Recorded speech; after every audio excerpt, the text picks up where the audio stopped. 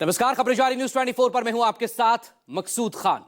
खास पेशकश में बात यूपी के ब्राह्मण्स की। किससे नाराज हैं यूपी के ब्राह्मण? क्योंकि यूपी में विधानसभा चुनावों से पहले यूजीसी के विरोध में सवर्ण समाज लगातार शक्ति प्रदर्शन कर रहा है और इसी सिलसिले को आगे बढ़ाते हुए ब्राह्मण प्रबुद्ध सम्मेलन का आयोजन लखनऊ में किया गया। इस कार्यक्रम में सवर्ण समाज से जुड़े तमाम सियासी दलों की तरफ से नेताओं को बुलाया गया, जहां यूजीसी के विरोध में नेताओं ने खुलकर अपनी बात भी रखने को कहा गया। लेकिन बीजेपी सांसद और पूर्व डिप्टी सीएम दिनेश शर्मा ने अपनी बात रखने की शुरुआत सियासी तौर पर की तो उनको विरोध का सामना करना पड़ा। हालात ऐसे बन गए कि दिनेश शर्मा को 1 मिनट में ही पोडियम खाली करना पड़ा। ऐसी ही विरोध अलंकार अग्निहोत्री को भी झेलना पड़ा। सवाल यही कि जो यूजीसी के विरोध में शक्ति प्रदर्शन करने आए थे, वो उनका विरोध, आपसी टकराव और विरोधाभास की भेंट कैसे चढ़ गया?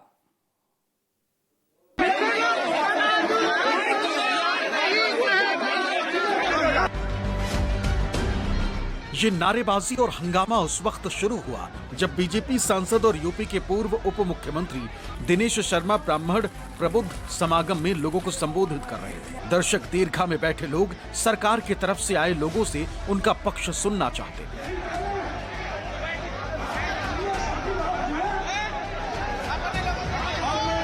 लेकिन दिनेश शर्मा ने यूजीसी पर बात करने के बजाय अपने भाषण की शुरुआत धर्म की जय हो, अधर्म का नाश हो, प्राणियों में सद्भावना हो, विश्व का कल्याण हो सके, और फिर जो हुआ वो सुनिए।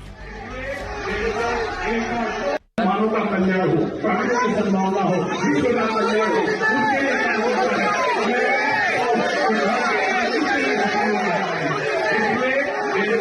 एक बार जोर से बोलो, जो समाज का विखंडन करने के लिए जो लोग आते हैं,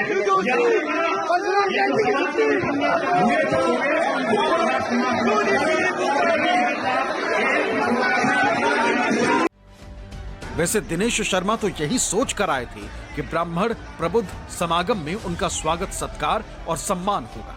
शुरुआती दौर में हुआ, मंच पर बैठने की जगह मिली, लेकिन जब बोलने का मौका आया तो प्रबुद्ध सम्मेलन में बैठे ब्राह्मण समाज के लोगों ने उनके खिलाफ हंगामा और हूटिंग करके उनके सम्मान का जुलूस निकालकर कार्यक्रम में ही छीछा लेदर मचा दिया।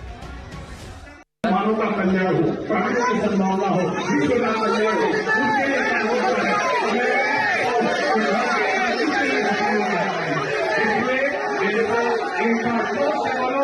एक बार जोर से बोलो, जो समाज का विखंडन करने के लिए जो लोग आते हैं,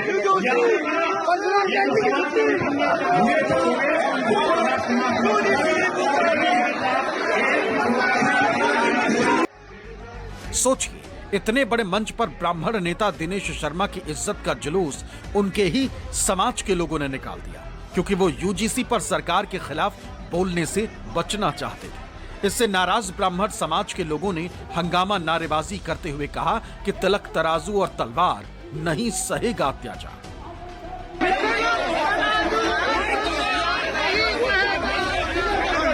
सवाल है कि तिलक तराजू और तलवार नहीं सहेगा अत्याचार के नारे लगाने की जरूरत क्यों पड़ी? दरअसल इस मंच को यूजीसी के विरोध में सजाया गया था।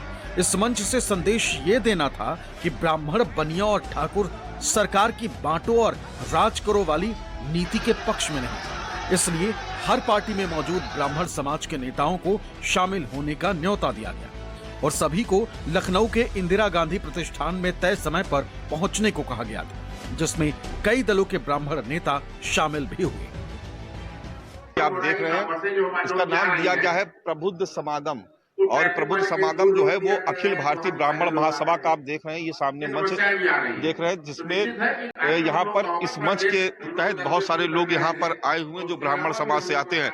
इस प्रबुद्ध सम्मेलन में पूर्व डिप्टी सीएम दिनेश शर्मा के अलावा पूर्व राज्यपाल कलराज मिश्रा, यूपी कांग्रेस के प्रभारी अविनाश पांडे और कांग्रेस अध्यक्ष अजय राय भी शामिल हुए। इन सभी नेताओं के सामने टॉपिक एक ही था कि यूजीसी के विरोध में आवाज बुलंद करना और सरकार को खरी खरी सुनाना। लेकिन लखनऊ में ब्राह्मण प्रबुद्ध सम्मेलन के मंच पर हुआ क्या? सबसे पहले उन तस्वीरों को देख लेते हैं। पहले तो बीजेपी सांसद दिनेश शर्मा को यूजीसी के विरोध में नहीं बोलने पर हंगामा किया।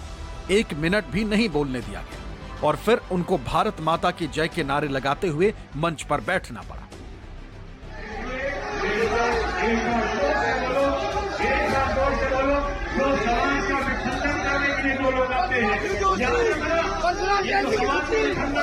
इसके बाद पूर्व पीसीएस अफसर अलंकार अग्निहोत्री को मंच पर दूसरे मुद्दे उठाने और बीजेपी के खिलाफ बोलने से रोका गया, तो हंगामा खड़ा हो गया। उन्होंने फरसा लेकर लोगों के सामने खड़े होकर जय परशुराम के नारे लगाए और फिर मंच पर ही बैठ गए। मैं ससम्मान आपसे विदा। ये गलत बात है। यही कारण है कि आपके समाज की रहनुमाई कोई नहीं कर रहा। यही कारण है। अब इस तस्वीर को भी देख लीजिए, जो लखनऊ के इंदिरा गांधी प्रतिष्ठान में हो रहे कार्यक्रम के दौरान हंगामे की है। लोग आपस में ही धक्का मुक्की करते दिखाई दे रहे हैं और मंच से कहा जा रहा है कि ये गलत बात है।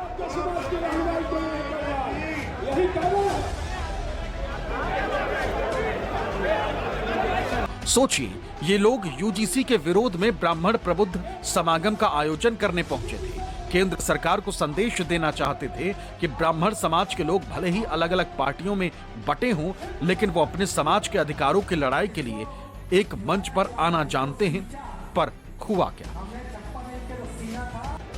उसी मंच से सत्ताधारी पार्टी के नेता यूजीसी के विरोध में सरकार के खिलाफ बोलने की हिम्मत नहीं जुटा पाए। लेकिन जब पूर्व पीसीएस अफसर अलंकार अग्निहोत्री ने बोलना शुरू किया और सरकार के विरोध में मंदिर और चंदा जैसी बातें कही, तो आयोजकों ने कहा कि सिर्फ आप यूजीसी पर ही बोल सकते हैं। शांति, चंदे बंदे की बात मत करो, राजनीति ब्राह्मणों का मंच है। आप यूजीसी की बात करते हो, आप राजनीतिक पार्टी करो और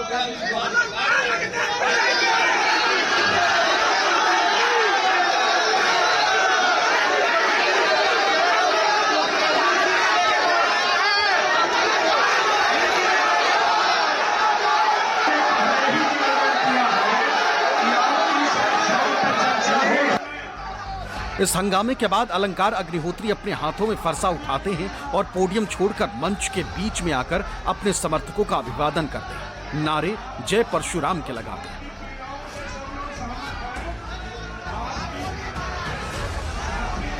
इस अभिवादन के बाद वो मंच पर बैठ जाते हैं।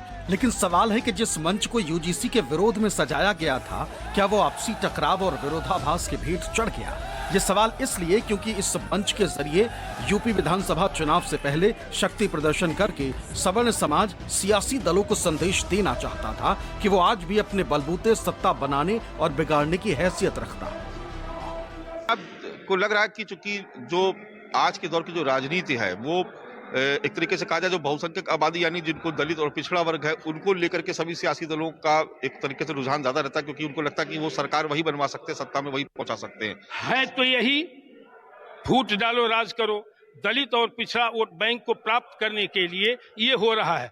लेकिन इन राजनेताओं और राजनीतिक दलों को जानना चाहिए कि एक संबंधी 20 का अनुपात ब्राह्मण का है। एक ब्राह्मण अकेले नहीं जाता है, एक ब्राह्मण 20 लोगों को लेकर के अपने साथ जाता है। तो उन सबसे आज भी भारी है। अगर ये इनकी भूल है कि दलित और पिछड़ा वोट बैंक हमें तब मिलेगा जब हम ब्राह्मण सहित ऊंची जातियों को सताएंगे, तो ये जान ले, यह सोच रखने वाले नेता और राजनीतिक दल कि ये उसका मिथ्या स्वप्न देख रहा है और अपने विनाश का आमंत्रण दे रहा है। सवर्ण जिसके साथ रहेगा सरकार उसी की बनेगी।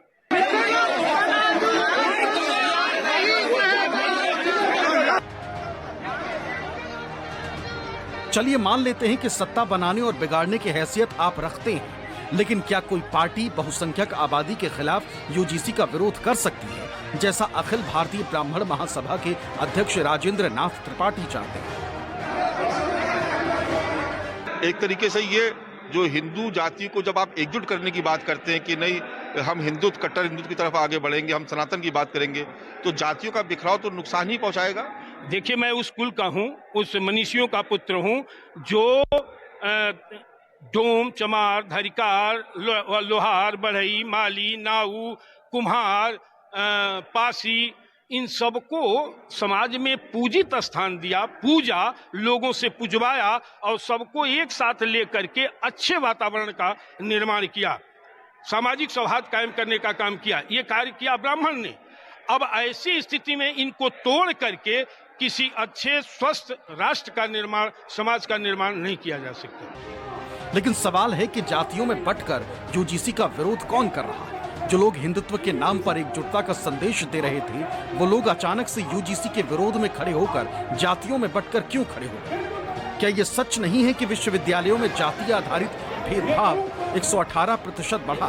तो फिर इस भेदभाव को करने वालों पर लगाम लगाने के लिए अगर कोई नियम और कानून लाया गया, तो फिर उसके विरोध में वर्चस्ववादी जातियां शक्ति प्रदर्शन करके क्या संदेश दे रही हैं? क्या ये एकजुटता का संदेश है? मंच था अखिल भारतीय ब्राह्मण महासभा का और प्रबुद्ध जन सम्मेलन के नाम पर तमाम सवर्ण जातियां एकजुट नजर आ रही थी और यहीं से माहौल सियासी हो चला जब भारतीय जनता पार्टी के खिलाफ इस सम्मेलन में आक्रोश देखने को मिला।